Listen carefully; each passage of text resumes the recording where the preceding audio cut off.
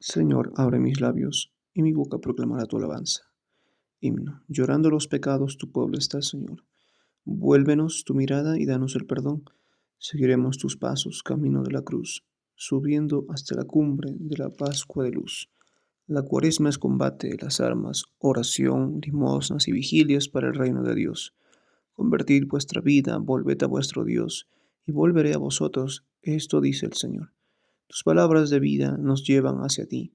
Los días cuaresmales nos hacen sentir. Amén. Levántate, Señor, y ven a mi auxilio.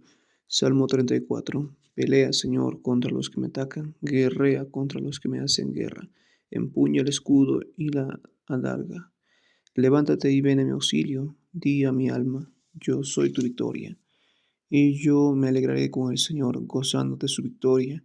Todo mi ser proclamará, Señor, ¿quién como tú que defiendes al débil del poderoso, al pobre y humilde del explotador? Se presentaban testigos violentos, me acusaban de cosas que ni sabía, me pagaban mal por el bien, dejándome desamparado. Gloria al Padre y al Hijo y al Espíritu Santo, como era en el principio, ahora y siempre, por los siglos de los siglos. Amén. Levántate, Señor, y ven en mi auxilio. Segundo, juzga, Señor, y defiende mi causa, tú que eres poderoso. Yo, en cambio, cuando estaban enfermos, me vestía de saco, me mortificaba con ayunos, y desde dentro repetía mi oración. Como por un amigo o por un hermano, andaba triste, cabizbajo y sombrío, como quien llora a su madre. Pero cuando yo tropecé, se alegraron. Se juntaron contra mí, me golpearon por sorpresa. Me laceraban sin cesar, cruelmente se burlaban de mí, rechinando los dientes de odio. Gloria al Padre y al Hijo y al Espíritu Santo, como era en el principio, ahora y siempre, por los siglos de los siglos. Amén. Juzga, Señor, y defiende mi causa, tú que eres poderoso. Tercero, mi alma anunciará tu justicia todos los días, te alabará, Señor.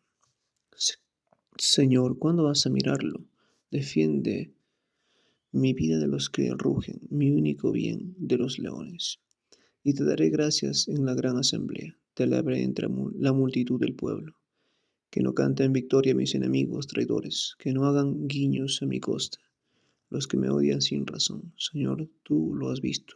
No te calles, Señor, no te quedes a distancia. Despierta, levántate, Dios mío. Señor mío, defiende mi causa, que canten y se alegren los que desean mi victoria, que repitan siempre, grande es el Señor, los que desean la paz a tu siervo.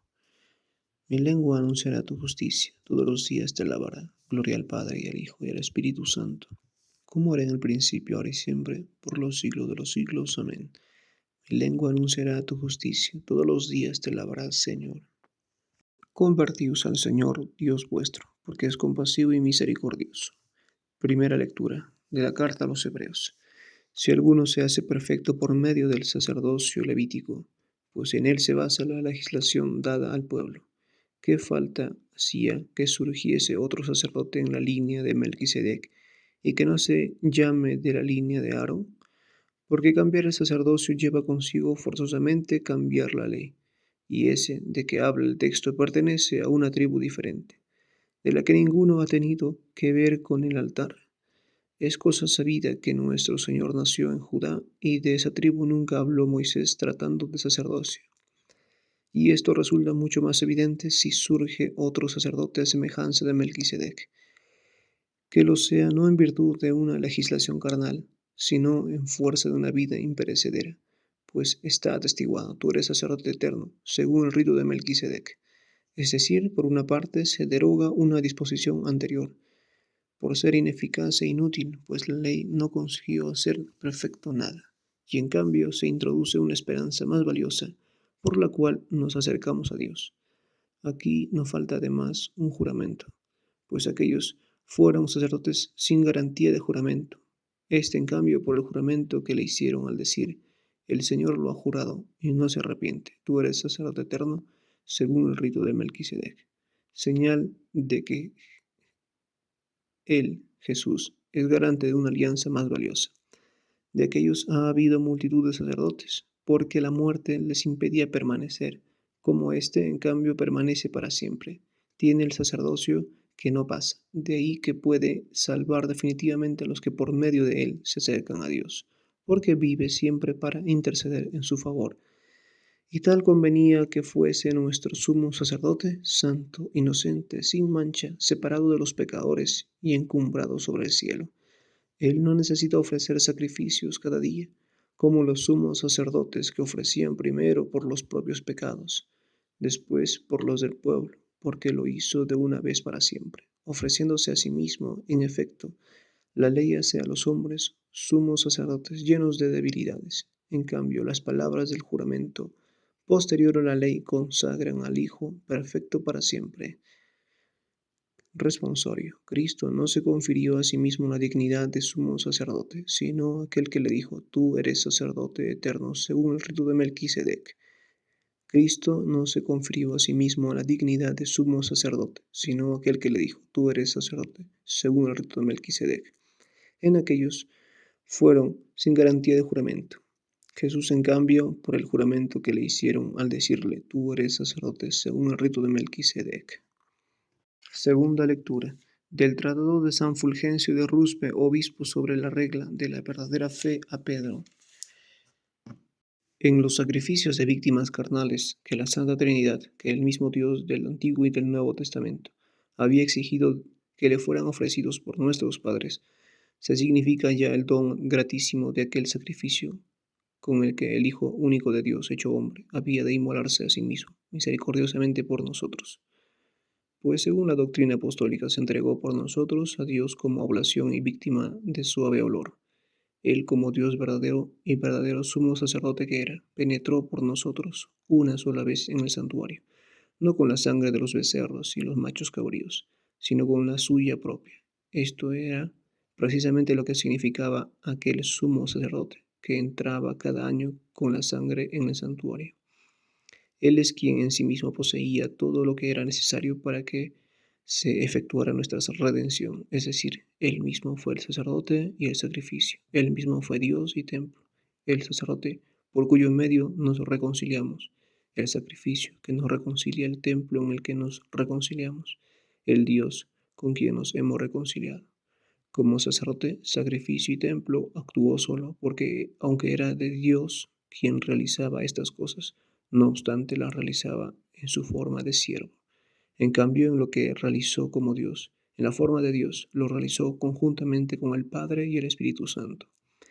Ten, pues, por absolutamente seguro, y no dudes en modo alguno, que el mismo Dios unigénito, Verbo hecho carne, se ofreció por nosotros a Dios como oblación y víctima de suave olor, el mismo en cuyo honor, en unidad con el Padre y el Espíritu Santo, los patriarcas, profetas y sacerdotes ofrecían en tiempos del Antiguo Testamento sacrificios de animales, y a quien ahora, o sea, en el tiempo del Testamento Nuevo, en unidad con el Padre y el Espíritu Santo, con quienes comparte la misma y única divinidad, la Santa Iglesia Católica no deja nunca de ofrecer por todo el universo de la tierra el sacrificio del pan y del vino, con fe y caridad. Así pues, en aquellas víctimas carnales se significaba la carne y la sangre de Cristo, la carne que Él mismo, sin pecado, como se hallaba, había de ofrecer por nuestros pecados, y la sangre que había de derramar en remisión también de nuestros pecados. En cambio, en este sacrificio se trata de la acción de gracias y del memorial de la carne de Cristo que Él ofreció por nosotros, y de la sangre que, siendo como era de Dios, derramó sobre nosotros. Sobre esto afirma el bienaventurado Pablo en los Hechos de los Apóstoles: tened cuidado de vosotros y del rebaño que el Espíritu Santo os ha encargado guardar, como pastores de la iglesia de Dios que Él adquirió con su propia sangre. Por tanto, aquellos sacrificios eran figura y signo de lo que nos daría en el futuro. En este sacrificio, en cambio, se nos muestra de modo evidente lo que ya nos ha sido dado. En aquellos sacrificios se anuncia de antemano al Hijo de Dios que había de morir a manos de los impíos en este sacrificio. En cambio, se le anuncia ya muerto por ellos, como atestigua el apóstol al decir: cuando nosotros todavía estábamos sin fuerza, en el tiempo señalado Cristo murió por los impíos. Y añade: cuando éramos enemigos fuimos reconciliados con Dios por la muerte de su Hijo. Responsorio. Vosotros estabais antes alejados de Dios, y erais enemigos suyos por la mentalidad que engendraban vuestras malas acciones. Ahora, en cambio, Dios os ha reconciliado gracias a la muerte que Cristo sufrió en su cuerpo de carne, para hacernos santos, sin mancha y sin reproche en su presencia. Vosotros estabais antes alejados de Dios y erais enemigos suyos por la mentalidad que engendraban vuestras malas acciones. Ahora, en cambio, Dios os ha reconciliado gracias a la muerte que Cristo sufrió en su cuerpo de carne, para haceros santos, sin mancha y sin reproche en su presencia. Dios constituyó a Cristo sacrificio de propiciación mediante la fe en su sangre, para haceros santos, sin mancha y sin reproche en su presencia. Oración. Perdona las culpas de tu pueblo, Señor, y que tu amor y tu bondad nos libren del poder del pecado, al que nos ha sometido nuestra debilidad. Por nuestro Señor Jesucristo. Amén. Bendigamos al Señor, demos gracias a Dios.